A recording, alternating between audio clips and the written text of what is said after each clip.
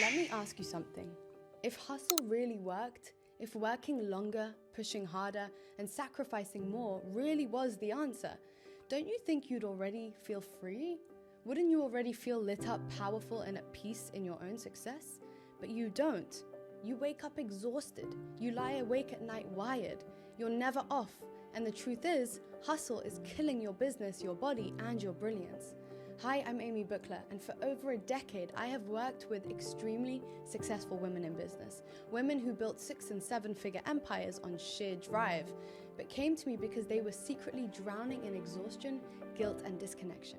And I know the trap well because I lived it. Hustle for me was fear in disguise. Fear of slowing down, fear of being irrelevant, fear of not being enough. And here's the truth most people won't tell you. Hustle works in the short term. It gets you off the ground, there's no doubt.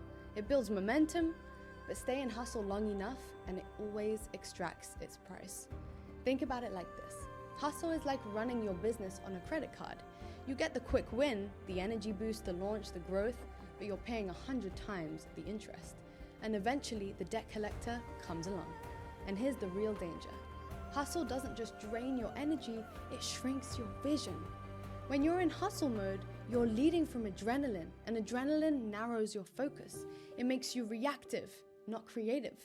You start making decisions from urgency, not inspiration, which means your entire business strategy becomes about survival, not expansion. Do you feel how that lands? How many times have you said yes to something out of urgency only to regret it later? And here's where I want to add the science.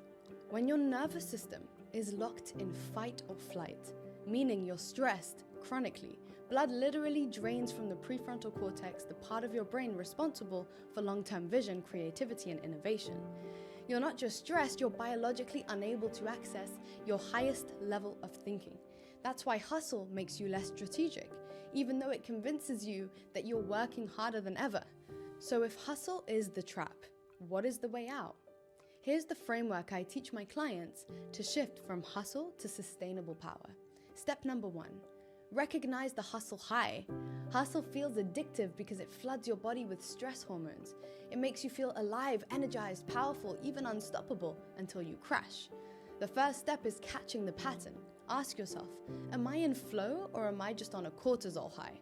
The difference is subtle, but one gives you energy, the other steals it. Here's the litmus test. When you finish your day, do you feel expanded, creative, and clear, excited? That's flow. Or do you feel wired but empty, like you've been running on fumes, like running on a treadmill all day? That's the hustle high. Step number 2, redefine productivity. Hustle tells you productivity is hours worked, tasks ticked off, meetings attended. But the most powerful leaders on the planet measure productivity differently, by quality of decision making and impact. Think about Steve Jobs. He was known for his long walks where he'd clear his mind and spark his most creative ideas. Or Walt Disney, who deliberately built space into his routine for dreaming and play, knowing that his best innovations wouldn't come from grinding at a desk, but from entering a state of flow.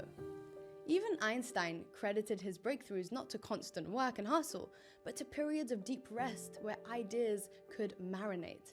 One clear, decisive choice from a regulated nervous system is worth more than 100 frantic emails. So the question is, which definition are you currently living by?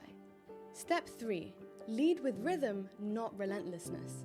The women who scale sustainably don't push all the time. They pulse. Think of it like training as an athlete. Sprinters don't just sprint every day. They sprint, they recover, they build strength. Business is the same. Some days require intensity, strategy, and output. Other days require recovery, reflection, and space.